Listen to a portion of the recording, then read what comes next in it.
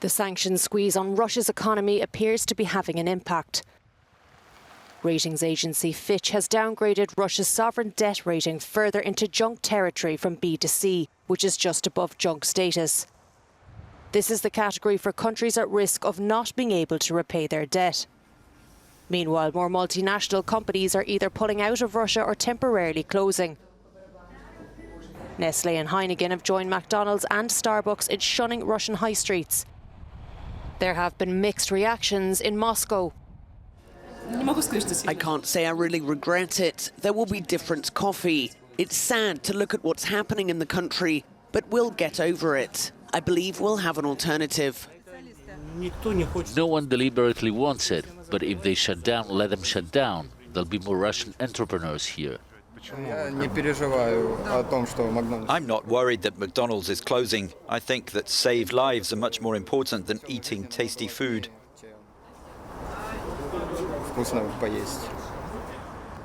The Kremlin accuses the US and its allies of waging economic war on Russia.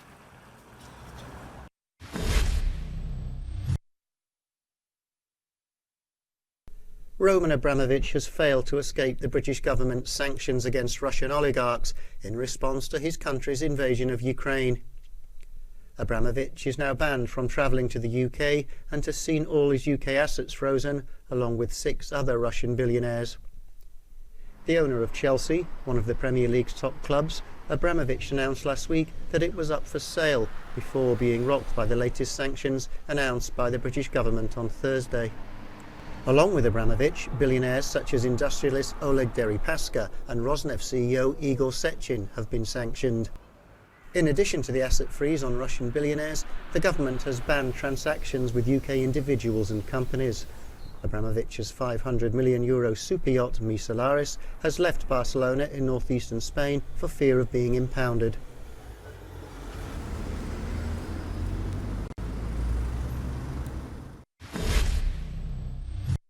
The UK has announced sanctions against 7 of Russia's wealthiest and influential oligarchs. The list does now include Roman Abramovich, the billionaire owner of Chelsea Football Club. Well, for the latest, let's now cross to London and to Victoria Smith. So, Victoria, is this finally the UK getting tough on Russian oligarchs?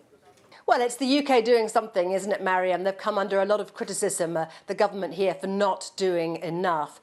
We know, of course, that Abramovich had some prior warning of what was to come. He announced selling Chelsea Football Club last week. But what these official sanctions now mean are that he cannot, of course, benefit from any sale of the club worth some £3 billion, of course, a club that he has owned for around 20 years. So he can't benefit from the sale. The sanctions also mean that his assets have been frozen. That means he can conduct no transactions with British businessmen or businesses or businesswomen or businesses in general. And he also can't enter the UK. Not that that will be too much skin off his nose, because we know, of course, he has multiple passports, so that may not affect him too much. Now, he is one of a list of oligarchs upon whom sanctions have been placed today, including others tied up with Putin and, of course, with the British government, such as Oleg Deripaska. Now, he had stakes in a major energy group, and Igor Sechin, a chief executive of Rosneft, a Russian state oil company. In fact, Mariam, the list of oligarchs who have been sanctioned all do seem to have some connection with either Russian banking systems or Russian fuel companies. So collectively, that's worth of £15 billion worth of profit that has now been sanctioned. We know that the Foreign Secretary has come out and said that the blood of the Ukrainian people is on their hands. So she's looking to take a tougher line on this at least. Whether that will be enough, of course, we don't know yet. But it is a step up as regards sanctions on oligarchs connected to this country. It definitely is a step up, Victoria. So let's look at Chelsea Football Club then in a bit more detail. As you say, we understand it cannot be sold, but the fixtures can still go ahead. That's correct, yes. Chelsea Football Club's been given a special licence so that the fixtures can go ahead. Now, I've been listening to some of the fans this morning on TV and radio, and well, we all know that they're still chanting Putin, still chanting Abramovich's name in the stands. So there is, it's fair to say, mixed feeling, and in fact quite a lot of anger about what's happened. People feel that the club will suffer, that it's unfair. Obviously, the wider question must now be asked about other football clubs in this country that are owned by those with perhaps dubious connections. So certainly there's mixed feeling here. There is this licence, which means that fixtures will go ahead, staff will still be paid, etc. But there is worry among fans that perhaps this will affect them and their much-loved club, a world-famous club, of course. And the other thing to add is that the government is now bringing in this economic crime bill, which means that comes into place next week, and that will simplify the process of imposing sanctions on Russian oligarchs. So there could be more to come. Chelsea, the most high-profile at the moment, but we wait to see what's around the corner.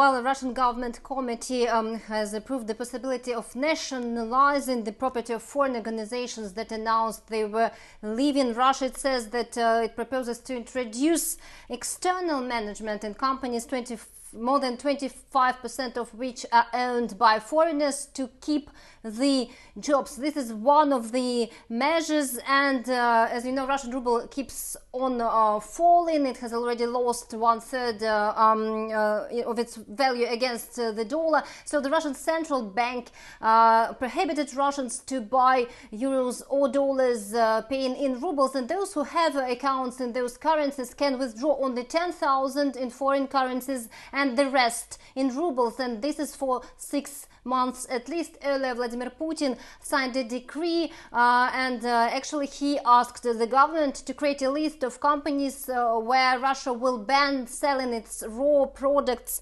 and some goods. It's not clear which products and goods we are talking about, and the list will be presented very shortly. And earlier the Deputy Prime Minister Novak said that Russia was also thinking of cutting Europe from its gas via Nord Stream 1 gas pipeline, and now I have spoken with some experts and they say that this option could really be on the table.